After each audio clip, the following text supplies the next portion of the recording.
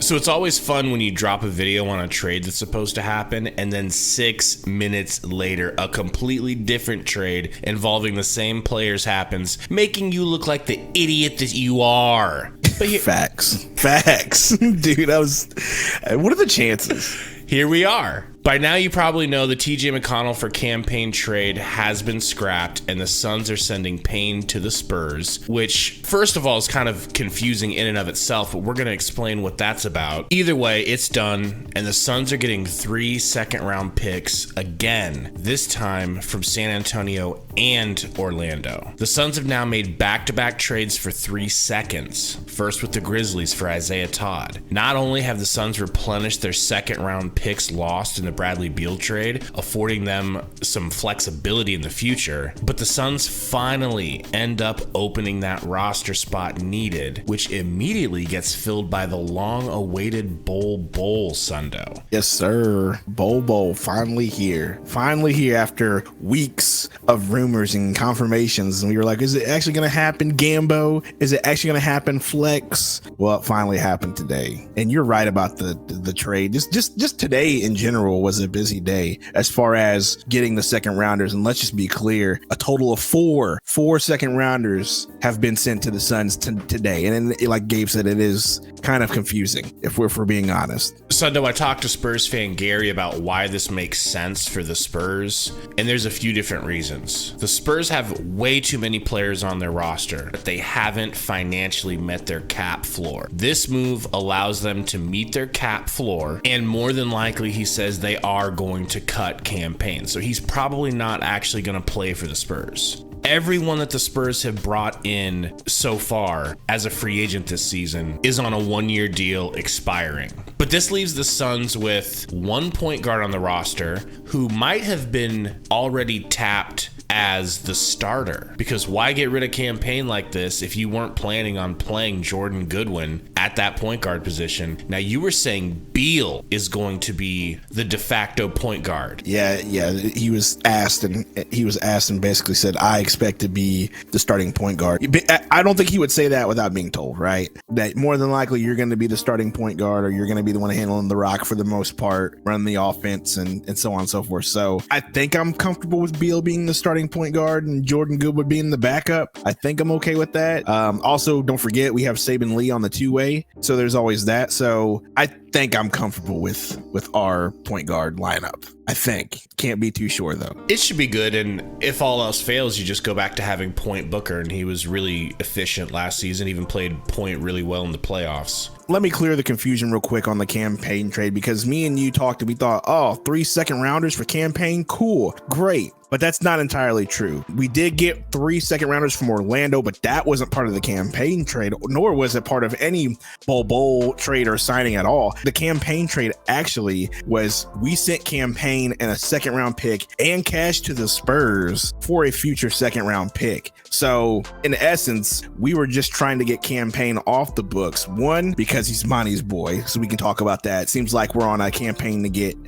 campaign, get it? Seems like we're on a campaign to get rid of everybody that Monty Williams liked. But we also traded campaign to alleviate the luxury tax burden. So there was always that. So it seems like Ishbia is playing chess rather than checkers. The 3 second rounders we got from Orlando was in exchange for our 2026 first round pick. So we get a 2024 second rounder, a 2026 second rounder, and a 2028 second rounder, all for a 2026 first round pick. So that's really all the news that happened today as far as trading wise. And then also we got the man of the hour, Bol Bol, on a 1-year fully guaranteed deal, Gabe. Yeah, let's definitely talk Bol Bol real quick and how he fits into this team. It feels like you're either on the side as a Suns fan of loving and being excited about Bol Bol, or you think he's completely overrated and a waste of time. I'm in the camp of excitement. I'm happy that we got Bol Bol. I cannot think of a single human being better for him to work with day in and day out. If Bol Bol's ever going to reach his potential, and he does have potential, he's shown flashes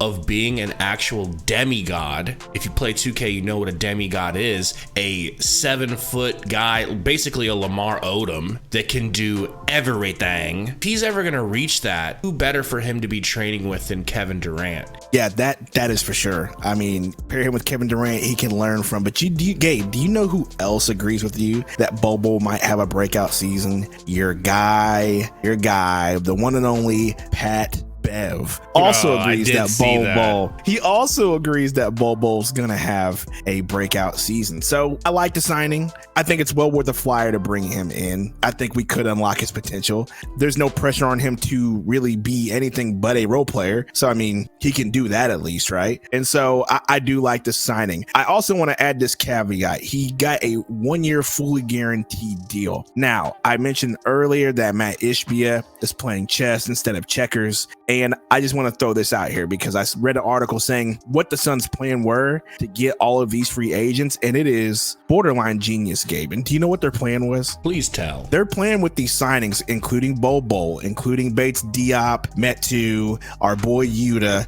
every single one, they fully guaranteed all of these deals, basically giving all of these players a no trade clause in a technicality, which means if they want to include these players in a trade, the players have a say. They don't get to just trade these players without say. So they really entice these free agents by giving them this fully guaranteed deal, basically saying, hey, don't worry, we're not going to trade you unless you ask to be traded, or you can't be traded without a permission. And I just feel like that is a really, really just, I'm not going to say slimy move, but just a really, really smart move by Matt Ishbia and James Jones to add those contracts to these players that we get, and explains why we were able to get such a great free agent haul in the offseason. Yeah, that makes sense. Obviously, the Suns did something. I think a lot of people just felt like Matt Ishbia is probably paying them under the table or giving them stocks in his company. I mean, that could work. I mean, whatever it takes. But regardless, they did it, and they all said we weren't going to be able to, but we did it. That on top of they get the chance to play for a title this season. And I think the Suns have positioned themselves perfectly to fully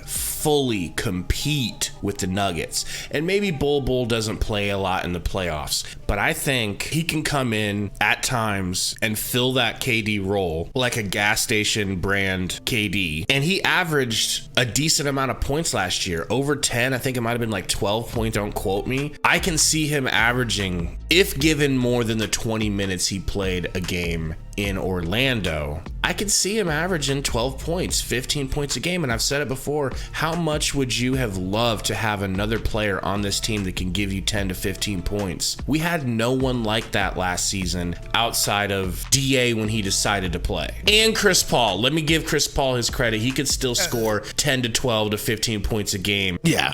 Well, no. You made your point. I think getting Bol Bol, is going to help a lot. And I don't think that he has to play that Kevin Durant role either, that backup great value Kevin Durant role, as you so put eloquently. I think he can just be a backup 4 and a backup 5 at times. I think he's going to be doing a lot of things. I don't think he's going to be relegated to one thing. And I do think if it works out, he will be playing in the playoffs if we make the playoffs. Like, he will have a role. And once again, this team is, I'm going to say it, long and athletic, every single position, and you just have to love to see it, dude. You have to love to see it. How tall is Bol Bol? 7'2", 7'3"? I believe 7'2". So we have 7'2" Bol Bol. We have 6'9" Metu. We have 6'10" Drew Eubanks. We have 6'8" Yuta. We have 6'8" Bates Diop. Like, we have 6'4" Jordan Goodwin.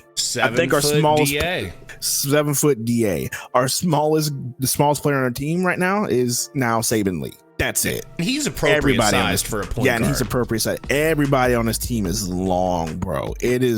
This team has been completely transformed in the offseason. Completely. Well, tell us what you guys think about this move that the Suns made. Are you excited? Do you care about getting Bol Bol like we do? Or do you think that it's just going to be a bust of a move? See you guys next time. Thank you for hanging out. Peace.